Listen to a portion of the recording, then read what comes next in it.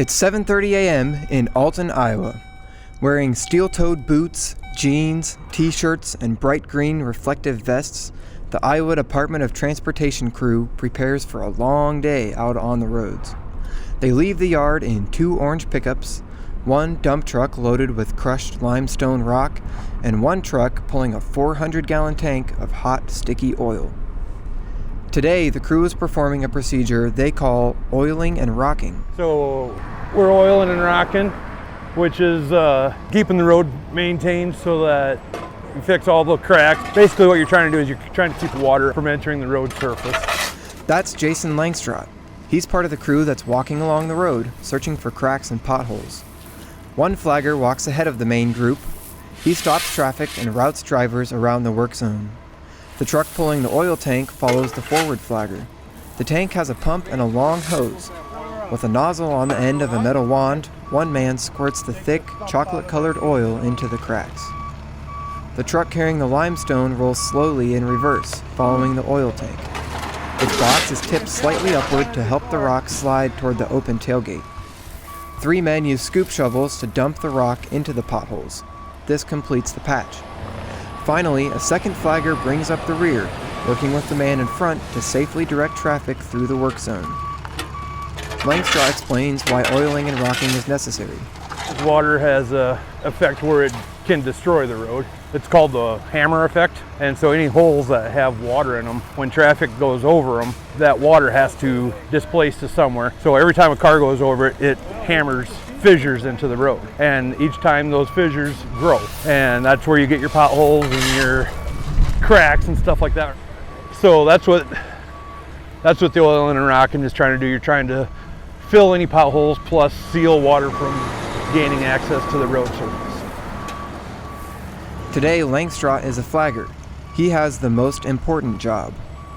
If you're closing a lane of any kind, like right now, you have to have flaggers so that general traffic has an idea where to go and when to go. We are the ones that keep them safe, that keep the traffic and our workers safe. Further into the work zone, Kendall Anderson works the oil tank. We just walk along here and on the road and we look for holes or big cracks. Whenever he spots a crack, he turns a lever on the handle of the wand. The oil trickles into the cracks, sealing them from water. Behind Anderson, 3 more men use scoop shovels to toss the rock into the cracks.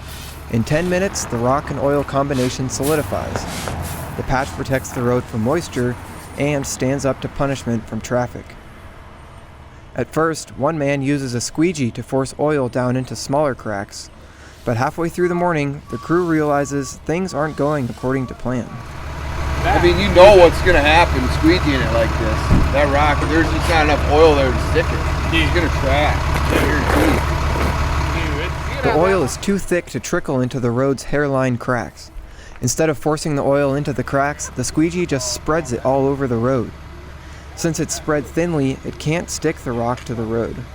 That means cars could kick up rocks and crack each other's windshields. The oil could also splash onto people's cars, giving them a slippery brown paint job that is difficult and costly to remove. The crew really needs sand for this project. Its tiny grains require less oil to stick and could fill the smaller cracks. The problem is, their supervisor told them to use the rock, and sand is an hour away. Starting over would waste time. To make matters worse, their supervisor isn't answering his phone. Unable to ask for advice, the crew decides to put the drivers first. At this point, they care more about people's cars than the tiny cracks in the road. Well, maybe we should just skip that crack then. You just want to start getting holes? If you want to do it. If we're going to do holes, there ain't that many, so yeah, whatever. You won't get it if it's big like this. I don't see a need to do that. With a new focus, the crew starts to work quickly. By lunchtime, they've patched 2 miles, switched lanes, and made it the same distance back. They stop at Taco John's for lunch, then back out on the road. In the afternoon, the crew patches 2 more miles. That's 4 total. Conversation turns toward finishing up for the day. Gonna make wet time when we get down here, Jamie? Call our day. 2:30 probably. Time you move signs, it's 3. Yeah. That's 220 now. So we might be close to 3. By 3:30, the crew has picked up their signs and are back at the shop. They've made the road safer for all drivers without hurting any vehicles. They finish some odd jobs, then clock out, and the roads are a lot smoother on their drive home. Reporting for World, I'm Aiden Trimble in Orange City, Iowa.